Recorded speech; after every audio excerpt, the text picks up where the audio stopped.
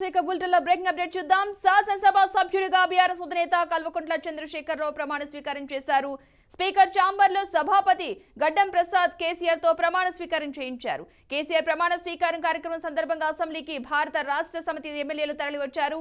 నవంబర్లో నెలాఖరులో జరిగిన అసెంబ్లీ ఎన్నికల్లో కేసీఆర్ గజ్వేల్ శాసనసభ నుంచి ఎమ్మెల్యేగా ఎన్నికైన విషయం తెలిసిందే. డిసెంబర్లో కొత్తగా ఎన్నికైన ఎమ్మెల్యేలు అందరితో ప్రోటో స్పీకర్ అక్బరుద్దీన్ ఓవైసీ ప్రమాణం చేయించిన విషయం కూడా తెలిసిందే.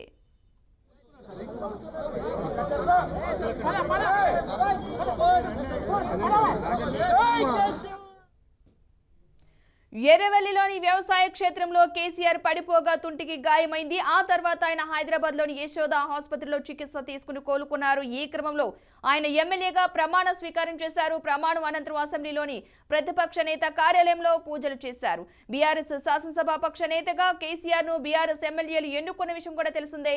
కార్యక్రమంలో శాసనసభ వ్యవహారాల మంత్రి Sridhar Babu, BRS working president KTR, మాజీ మంత్రి సిద్దిపేట ఎమ్మెల్యే హరీష్ రావుతో పాటు బీఆర్ఎస్ నేతలు ఎమ్మెల్యేలు పాల్గొన్నారు.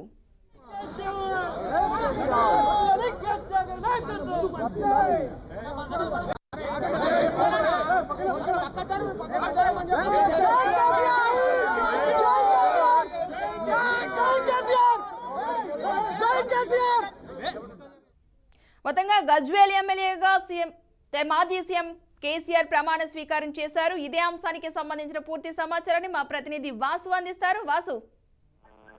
పద్మ, గత అసెంబ్లీ ఎన్నికల్లో గజ్వేల్ నుంచి ఎమ్మెల్యే గెలిచిన కేసీఆర్ కొద్దిసేపటి క్రితం అసెంబ్లీ స్పీకర్ ఛాంబర్ లో ఎమ్మెల్యేగా ప్రమాణ స్వీకారం చేశారు. ఆయన గత డిసెంబర్ నెలలో ఎన్నికల ఫలితాలు వచ్చిన తర్వాత ఆయన ఎర్రవెల్లి ఫామ్ హౌస్ లో పడిన తర్వాత ఆయన తుంటికి గాయమైంది. తర్వాత యశోద హాస్పిటల్లో చికిత్స తీసుకున్నారు. ఆ తర్వాత ఆయన కొద్ది కాలంగా బెడ్ రెస్ట్ లో ఉన్నారు.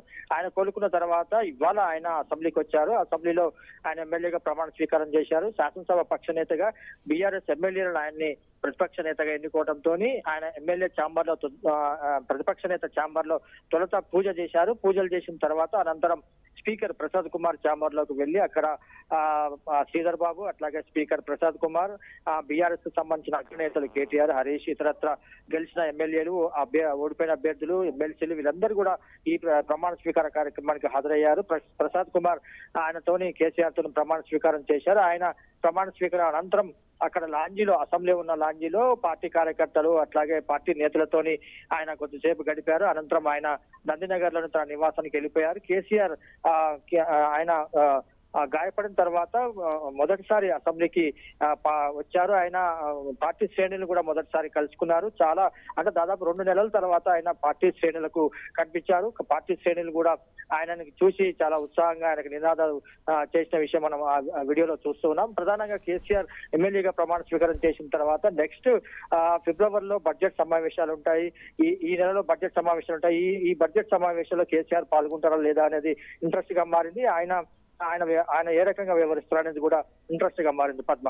Right, thank you Vasu.